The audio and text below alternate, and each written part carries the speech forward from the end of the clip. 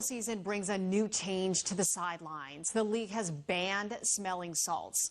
Smelling salts has been commonly used for years for quick bursts of alertness and focus, but these ammonia-based inhalants are now under intense scrutiny. So joining us now is Aymet Demara, Clinical Director of Scottsdale Recovery Center. This is so interesting. Why the change after so long?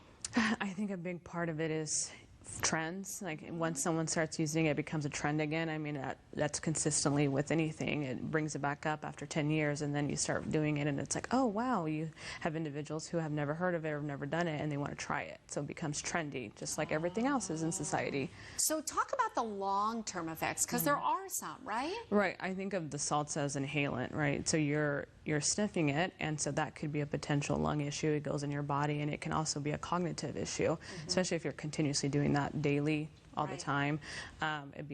It's chemicals that you're inhaling, and so after a while there could be long-term cognitive issues. And I mean, some people, they use smelling salts as, you know, kind of like a quick burst of energy. Others, you know, sometimes you see it play out on the field where maybe they're knocked unconscious, or, you know, they're on the verge of fainting, or they have fainted. You know, it's kind of like a quick wake me up.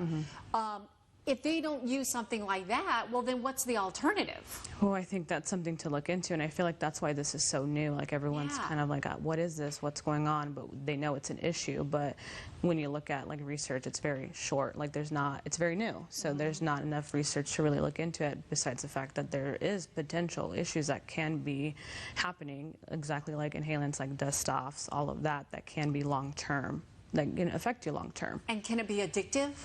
I would say so. A dependency, when you're dependent on something that is giving you that high almost, I consider that to be like with that alertness and that constant energy, you get addicted to that feeling, and that feeling can cause dependency on it. That's interesting, because, you know, there's been a lot of pushback. You know, a lot of the NFL players, they're not happy about this because it's, you know, they've used it for so long. This is, you know, what happens when, you know, like if something bad happens, again, if they faint, if they're knocked unconscious.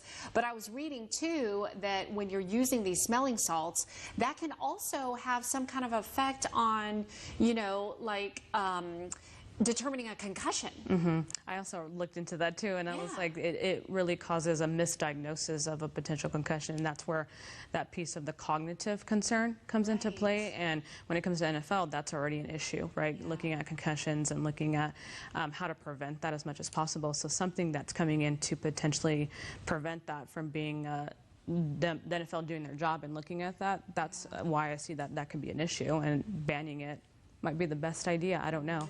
Well, I think the conversation is just now starting, and, you know, we'll look into maybe some other solutions down the road. But thank you so much, Aymet, for coming in. We appreciate the conversation. Thank you.